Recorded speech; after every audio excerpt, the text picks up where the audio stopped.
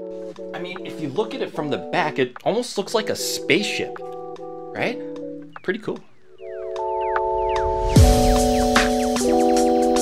This is a PlayStation 5 development kit. You may have seen leaked photos, articles, and mysterious tweets about it, but probably not one live and in action.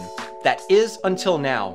The elusive PS5 dev kit has been a bit of an enigma, once appearing briefly on eBay for sale and poof, vanishing just as quickly, taken down before anyone could buy it.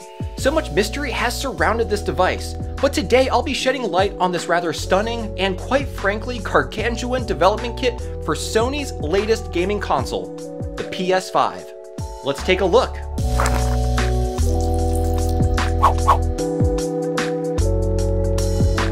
Hey everyone, how's it going? My name is Tito and welcome to a very special episode here on Macho Nacho Productions. Now, normally on this channel, I showcase modifications for modern and retro consoles, as well as other interesting retro gaming tech. But I have a very unique opportunity to give you a very first up-close look at a PS5 dev kit. Many of you, I'm sure, have seen leaked images of this online, and there was even one listed on eBay about a year ago that mysteriously disappeared after a few hours of being listed. Now, I won't be able to go over the details of how this ended up on my desk, but I will give you all an up-close guided tour of this beast of a dev kit. So I'm not exactly sure what kind of attention this is going to be getting from Sony, since I'm not exactly supposed to have one of these, but should anything happen, I just started a second channel where I will be posting more videos related to this dev kit, so definitely check that out also. I have it linked in the video description. I'll also be posting high-resolution photos of this dev kit on my website, macho-nacho.com, once I've completed my full disassembly video of the dev kit, which I'm filming and editing right now and will be releasing very soon, so we can see what's inside this beast. Okay, so we got a lot to cover in this video. First, I'm going to start off by showing you around the device, checking out all of its unique and odd features. Then I'm going to power it on. I'm really curious to see what kind of development environment Sony set up for this dev kit. And it's my understanding that this particular kit has never been turned on, so we really have a unique opportunity to experience the software working, as I'm hoping this unit hasn't been blacklisted by Sony. And the last thing I want to see is what's behind this mystery door on the bottom of the console. If you have any guesses, write them in the comments below before the video finishes to see if you guessed right. I have a couple thoughts of my own. My guess would be it's a couple of SSD hard drives, but we'll find out soon enough. Alright, so this particular PS5 dev kit model is the DFI-D1000AA. One thing you'll notice on the front is that there isn't an optical drive, so unfortunately I won't be able to test out any retail PS5 games. However, one of the photos that leaked online does showcase a dev kit model that does have an optical drive, so I'm curious how many different dev kit models Sony released. Anyway, enough of the chit chat, let's go ahead and take a closer look around this device. Checking out the front first, there is a lot to take in. Starting on the left side, we see some PlayStation branding, and right below a series of numbers, 0 through 7. It's hard to know what they're for, but I think we'll have a better indication once we turn the unit on. And below that is the power button, which also appears to be used to put the unit into standby mode. And right next to that is the reset button. Moving over, we see a pair of what I assume to be capacitive touch buttons for both system and network initialization. Moving right along, we get to some much more interesting features. Here we have an array of I/O, a USB-C, and a bunch of Type-A USB ports, all of which are USB 3.0, except for port 2, which appears to be USB 2.0. And right above those buttons appears to be some sort of integrated display with a small analog stick right next to it. Again, once we turn the device on, I'm sure we'll get a better sense of what everything does. Now, right in the middle here is a really interesting sort of V-shaped air inlet. This is where I assume air comes in to pass through the PS5's APU heatsink, as well as the internal power supply to cool everything down. And the last thing of note is that the whole front panel appears to be secured with 8 T9 Torx bits, which adds to the overall industrial look of the dev kit, and I totally dig it. Okay, moving to the right side of the unit, the most notable attribute are these sort of vents which appear to be where all the heat gets exhausted from. Now, what I think is more interesting are these 3 fins that protrude from the side. I'm pretty sure these are used in case developers want to have the console stand vertically to help save desk space, which is actually a pretty thoughtful feature. Moving around to the back of the unit, the first thing that struck me was how much like some sort of sci-fi spaceship this thing looks like. I mean, the rear vents look like rocket boosters. It's really just a very unique design choice.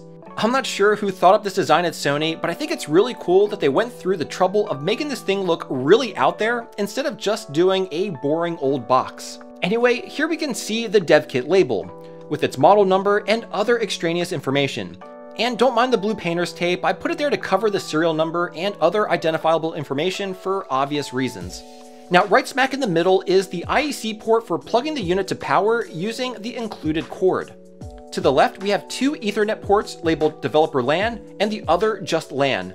I'm going to go out on a limb here and assume that the Dev LAN is a 10 gigabit Ethernet connection, which would really come in handy when downloading and uploading various builds of whatever games these developers are making. The one just labeled LAN is probably a standard gigabit Ethernet connection, but we'll definitely know for sure once I tear this puppy down in my upcoming video. And on the other side, we have the HDMI port, as well as the last high-speed USB 3.0 port. On the bottom of the console, we see some rubber feet which are actually designed to allow developers to stack multiple dev kits. Here on top of the unit, you can see the indent where the feet can slot into, so these kits are indeed designed to be stacked. But even more interesting than the console's feet is this small door. I'm not sure what's behind it, but stay tuned to the end of the video to find out.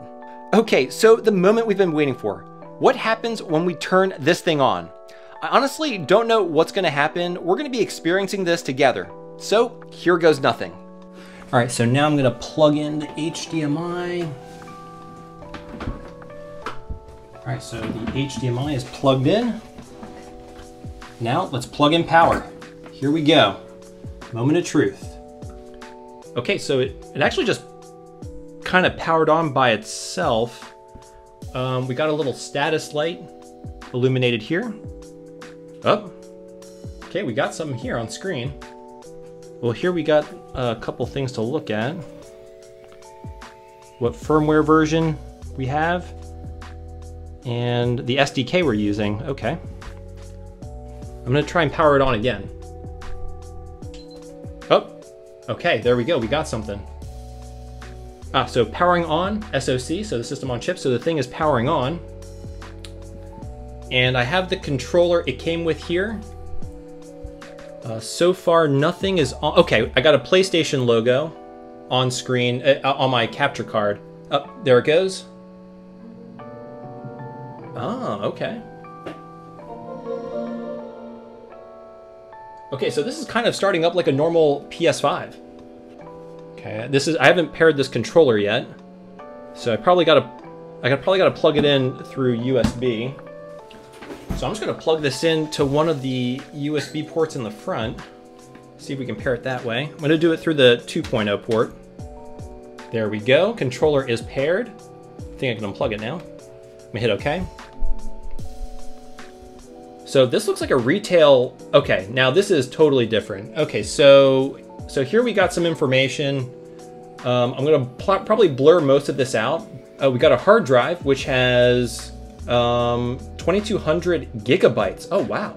Holy cow, this has a lot of storage. So here's the menu, it's just our standard Sony crossbar menu system. Yeah, so as you can see at the top, it says this dev kit, test kit is expired. See activation guide on DevNet. So this system is not activated, and which really means we can't do too much. All right, so modern day dev kits like this one are pretty much useless since they do require activation, as can be seen by the banner on top. This device has not been activated. And developers most likely will also need some sort of license from Sony, as well as what we call a whitelisted IP address for this to connect to Sony servers. In the past, dev kits were pretty much standalone devices and didn't require an internet connection. However, nowadays, that's not really the case, and these tend to serve more as really cool collector's pieces, since people like you and me who aren't game developers won't really be able to use the device for its intended purpose, essentially making this dev kit a really cool looking and expensive paperweight. So with that, I don't expect we'll be able to do much, but that doesn't mean it won't be really interesting to explore the software. But we can take a look inside some of these. Let's see if there's anything in media. So there's really probably nothing in these. So debug settings. Okay, so here's the network dev. So I guess if we were gonna connect to the internet, which I won't be connecting it to the internet, obviously, because it'll probably get banned immediately as soon as I plug this to the internet. System update. No, we're not gonna do that, but There's definitely a lot of debug setting options here.